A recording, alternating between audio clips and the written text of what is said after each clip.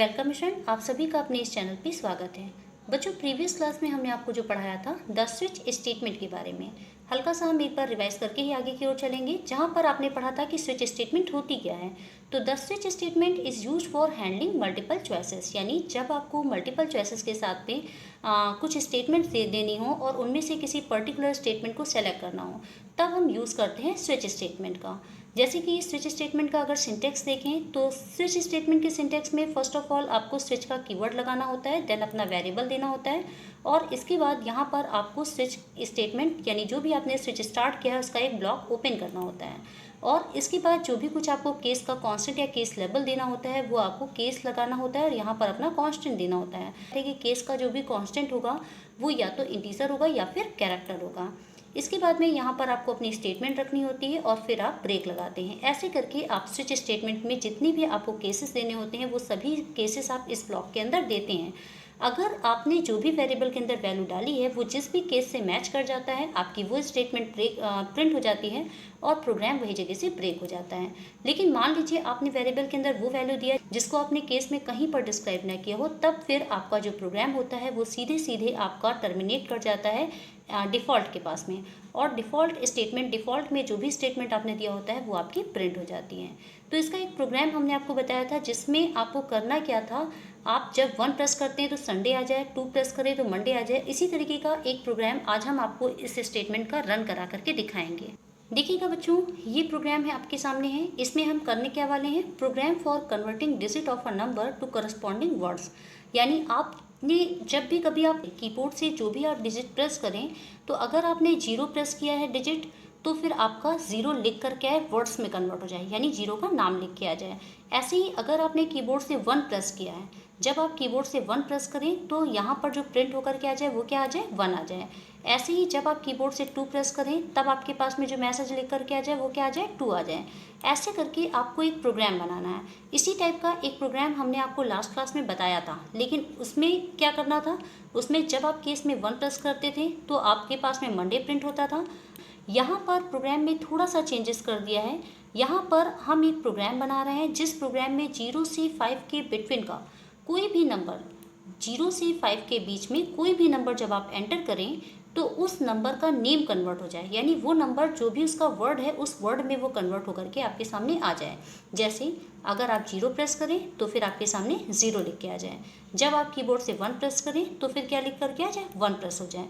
ऐसे करके एक स्विच केस से प्रोग्राम बनाया जा रहा है। तो यहाँ पर आप देखेंगे कि जब आप जो है जैसे अब आपने 0 प्रेस किया तो 0 लिख के आया, 1 प्रेस किया तो 1 लिख के आया। ऐसे ही जब आप जो है 2 प्रेस करेंगे तो फिर आपके पास में 2 लिख करके आएगा। जब आप 3 प्रेस करेंगे तो 3 लिख के आएगा, 4 प्रेस करेंगे 4 लिख के आएगा, 5 प्रेस करेंगे 5 लिख के आएगा। लेकिन मान लीजिए आप 0 से 5 के बीच का नंबर नहीं डालते हैं, आपने कोई कैरेक्टर प्रेस कर दिया, आपने कोई सिंबल प्रेस कर दिया या फिर आपने 6, 7, 8 कोई ऐसा नंबर डाल दिया, तब फिर आपका जो प्रोग्राम होता है वो सीधे आपका जो है डिफ़ॉल्ट कंडीशन में चला जाता है और यहाँ पर आपको मैसेज क्या देगा, नॉट अ करेक्ट नंबर।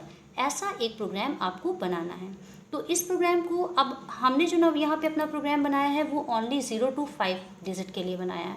आप चाहें तो इसको 0 से लेके 100 तक का बना सकते हैं, 0 से 10 तक का बना सकते हैं, जैसे भी आपको बनाना हो उस टाइप में बना सकते हैं। आइए इसे रन करा करके देख लेते हैं। जब इसको हमने रन किया तो रन करने पर फर्स्ट ऑफ ऑल कंपाइल हो गया, प्रोग्राम हमारा सक्सेस हुआ और इसके बाद में रन वाली स्क्रीन पे हमें आउटपुट दे रहा है कि enter any number between 0 to 5। यानी करना क्या है, कीबोर्ड से कोई भी नंबर प्रेस करना है जो कि हमारा 0 से 5 के बीच में होना चाहिए। तो मान लीजिए यहाँ पर हमने एक नंबर प्रेस किया जो कि नंबर हमारा क्या है, 3 है। अब 3 प्रेस करने के बाद जैसे ही आप इंटर करेंगे तुरंत देखिए आपका 3 लिख करके आ गया है। इस तरीके से आप जितने बार इसको रन कराते हैं और रन कराने के बाद जैसे जैसे वैल्यू डालते हैं, जैसे मान लीजिए मैंने इस बार 0 प्रेस किया 0 प्रेस करने के बाद जैसे ही इंटर करेंगे तो 0 लिख के आ जाएगा। ऐसे करके जो भी नंबर आप डालेंगे वो नंबर आपका स्क्रीन पे डिस्प्ले हो जाएगा।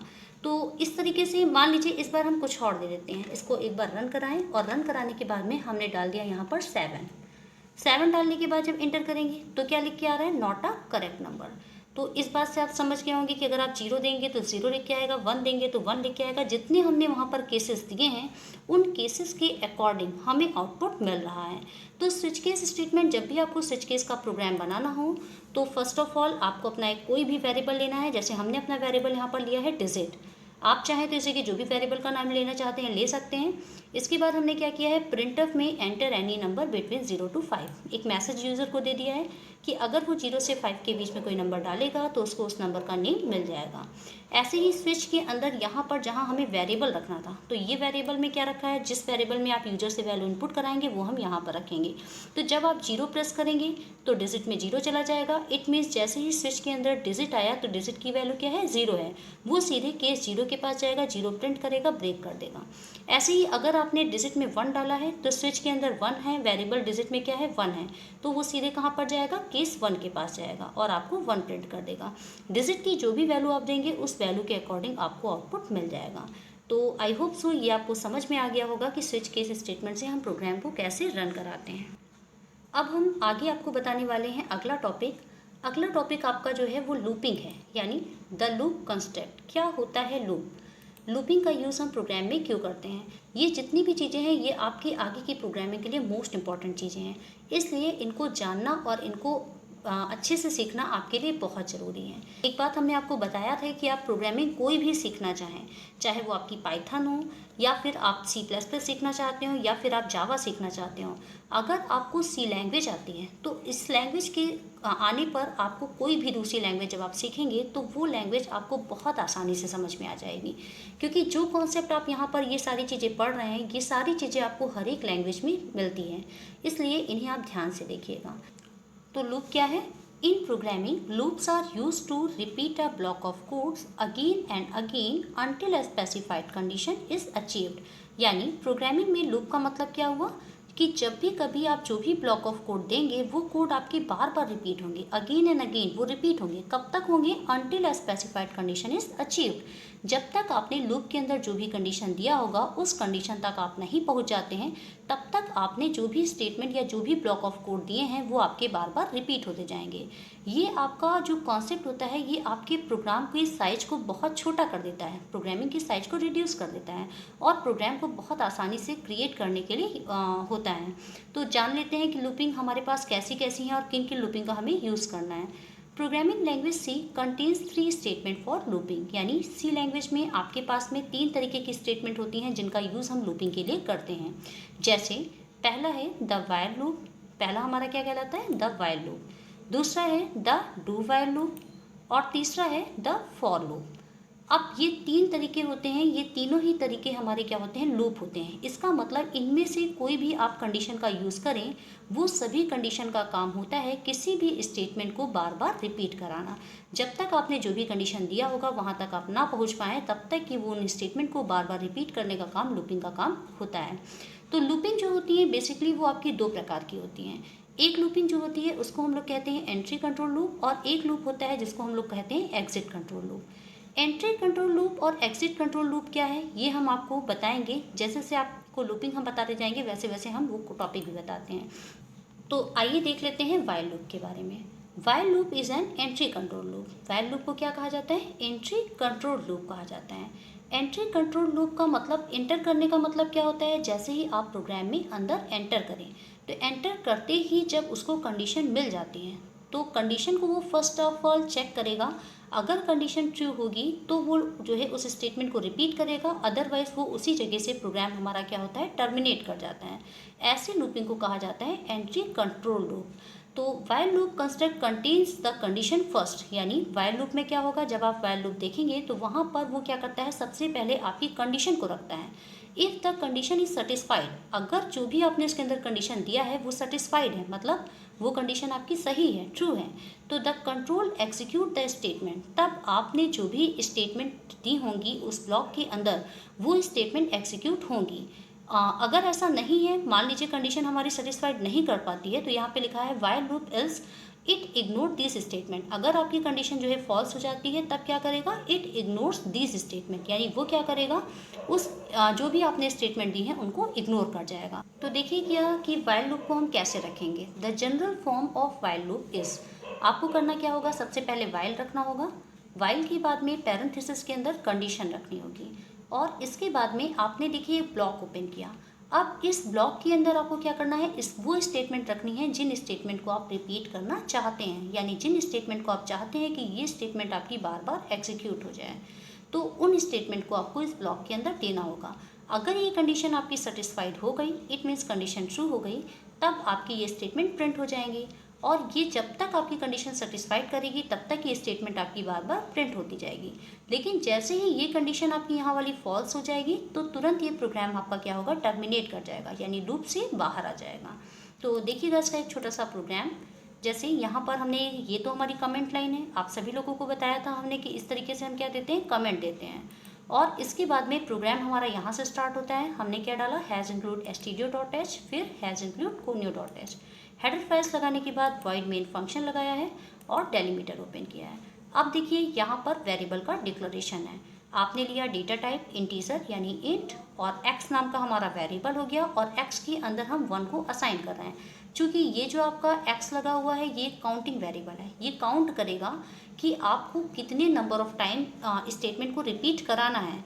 तो नंबर ऑफ टाइम स्टेटमेंट को रिपीट कराना है मतलब हमको काउंटिंग भी स्टार्ट करनी होगी कि 1 से स्टार्ट करें, पहले 1 हो, फिर 2 हो, फिर 3 हो। इसलिए हमेशा जब भी कभी आप लूपिंग का प्रोग्राम बनाएंगे तो लूपिंग का प्रोग्राम बनाते समय आपको एक वेरिएबल लेना होगा, जिस वेरिएबल को हम काउंटर वेरिएबल कहते हैं। यानी इसका काम होगा काउंटिंग करेगा कितने नंबर ऑफ टाइम आपने स्टेटमेंट रिपीट की हैं।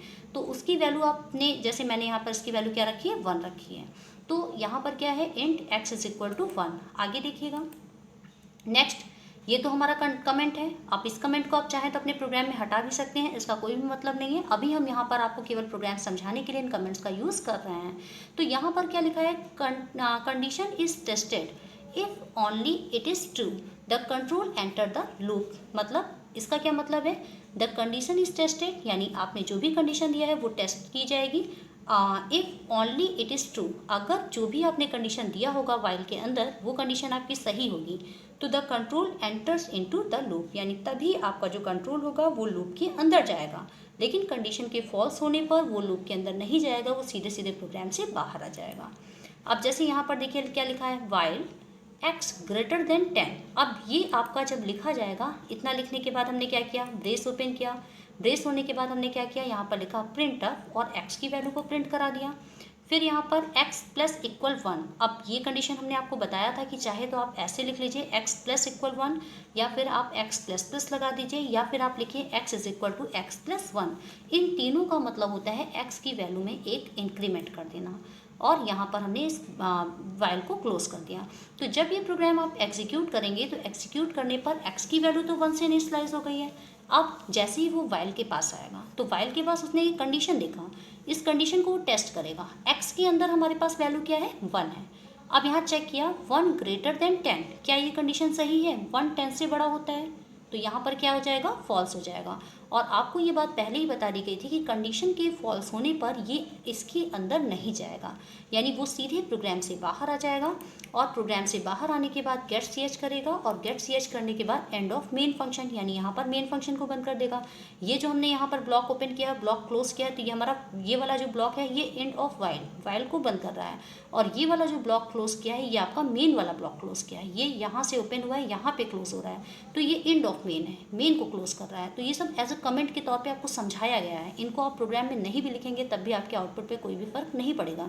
यहाँ आपको केवल इतना समझना है कि x की वैल्यू 1 है और 1 ग्रेटर देन 10 कंडीशन फॉल्स हो जाने के कारण ये इस प्रोग्राम के अंदर नहीं जाएगा, इसका कोई भी काम नहीं करेगा, सीधे सीधे गेट ch पे आ जाएगा। तो इसका मतलब जब इस प्रोग्राम को आप रन कराएंगे तो रन कराने पर इसका कोई भी आउटपुट आपको नहीं मिलेगा, इसका जो रिजल्ट होगा वो क्या हो जाएगा, नो हो जाएगा, यानी नो वैल्यू इज प्रिंटेड। यहाँ पर कोई भी वैल्यू आपकी प्रिंट नहीं होगी। देखिएगा बच्चों, इस पर हमारा प्रोग्राम वही है, बस यहाँ पर हमने कंडीशन को चेंज किया है और इस प्रोग्राम से कमेंट्स लाइन को हटाया है। कमेंट्स लाइन को इसलिए हटाया है ताकि आपको मेन प्रोग्राम समझ में आए कि उसका कॉन्सेप्ट क्या है। तो यहाँ पर क्या आपने हेडर फाइल्स लगाई हैं, फिर x में हमने क्या ले रखा है, 1। x हमारा एक काउंटर वेरिएबल है जो कि काउंट करेगा कितने नंबर ऑफ टाइम ये आपकी स्टेटमेंट रिपीट हो रही है।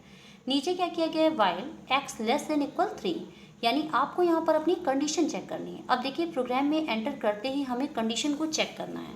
अगर ये कंडीशन हमारी सही होगी तो ये स्टेटमेंट प्रिंट होगी, लेकिन अगर ये कंडीशन आपकी फॉल्स होगी तो ये इसी जगह से प्रोग्राम से बाहर आ जाएगा। तो इसीलिए यही कारण है कि व्हाइल लूप को एंट्री कंट्रोल कहा जाता है, कि प्रोग्राम में एंटर करते ही कंट्रोलिंग कर लेना। अगर कंडीशन सही है तो प्रिंट करेगा, कंडीशन की फॉल्स होने पे सीधे वो प्रोग्राम से बाहर जंप कर जाता है। तो यहाँ पर आपने चेक किया while x less than equal 3। अब x की वैल्यू कितनी है, 1 है। 1 लेस देन इक्वल 3, कंडीशन हमारी क्या है, सही है। 1 हमारा 3 से छोटा होता है। जैसे ही आप अंदर आएंगे प्रिंट करेंगे x इज, यहाँ पे प्रिंट हो जाएगा x इज, और इसके बाद में जो है आपने जो भी 1 वैल्यू दिया है ये प्रिंट हो जाएगा। यानी ऐसे प्रिंट होगा x इज, और %d की जगह क्या आ जाएगा, x की वैल्यू, और x की वैल्यू क्या है, 1 है। नेक्स्ट लाइन पर आपने किया है x प्लस प्लस। इस जगह हमने आपको बताया था कि आप x प्लस इक्वल 1 भी कर सकते हैं या x is equal to x plus 1 कर सकते हैं।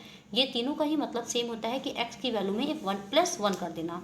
तो x में 1 था, जैसे यहाँ पे x प्लस प्लस हो गया मतलब x में एक इंक्रीमेंट हो जाएगा और x की वैल्यू क्या हो जाएगी, 2 हो जाएगी। अब 2 को लेने के बाद आपको ये ब्लॉक मिल गया। इसका मतलब जब तक ये हमारी कंडीशन सही नहीं होगी तब तक ये ब्लॉक ऑफ स्टेटमेंट हमें रिपीट करना है। जैसे ही आपको ये ब्लॉक मिलेगा तुरंत प्रोग्राम आपका जंप कर जाएगा, वापस यहाँ पर आएगा, यहाँ पे कंडीशन को चेक करेगा। अगर ये कंडीशन सही है तो फिर से स्टेटमेंट रिपीट करेगा, जब ये कंडीशन फॉल्स होगी तभी वो प्रोग्राम से बाहर आएगा। तो अब इसने चेक किया x की वैल्यू नीचे प्लस प्लस होने के कारण 2 हो गई थी। चेक किया 2 लेस देन इक्वल 3। अब देखिए 2 हमारा 3 से छोटा या बराबर है, तो 2 हमारा 3 से छोटा है मतलब कंडीशन क्या है, सही है। कंडीशन के सही होने पर एक बार फिर वो अंदर आएगा और यहाँ प्रिंट करेगा x इज, और %d के स्थान पर x की वैल्यू यानी 2 प्रिंट कर देगा। तो आपके पास में जो आउटपुट आएगा वो आ जाएगा x इज 2, ऐसे प्रिंट हो जाएगा। फिर इसके बाद में x प्लस प्लस मिल जाता है, यानी x की वैल्यू जो 2 थी उसमें +1 हो गया तो x की वैल्यू हो गई 3। 3 को लेकर के वापस हम यहाँ पर गए, चेक किया 3 लेस देन इक्वल 3, 3 से छोटा हो या बराबर हो। तो इस बार 3 से छोटा नहीं है, लेकिन इक्वल लगे होने के कारण कंडीशन अभी भी सही है।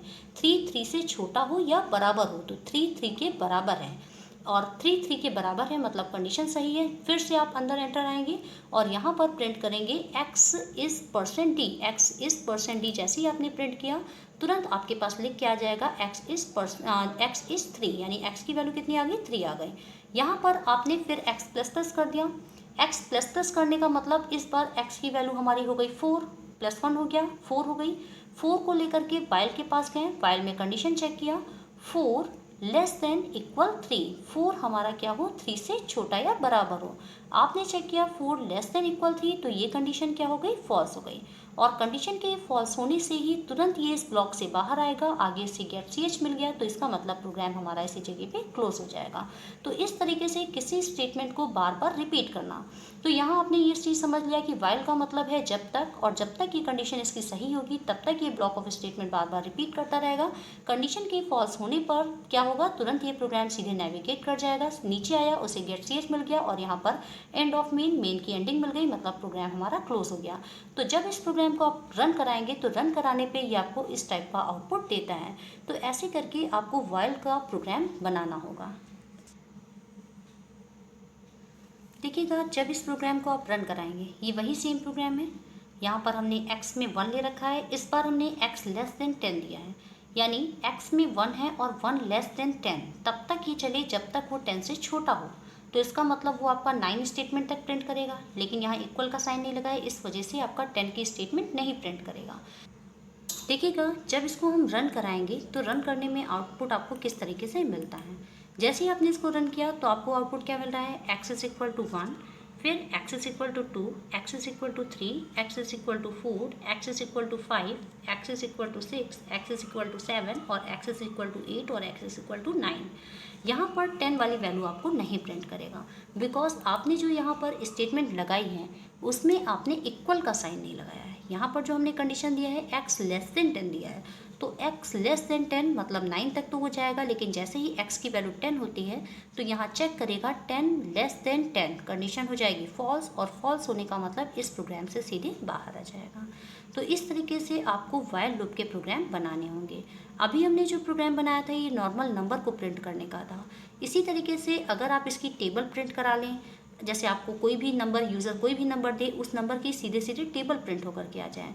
तो ऐसा प्रोग्राम आप बनाने की कोशिश करिएगा। अगर आपको नहीं समझ में आता है तो वो हम आगे नेक्स्ट क्लास में आपको बताएंगे।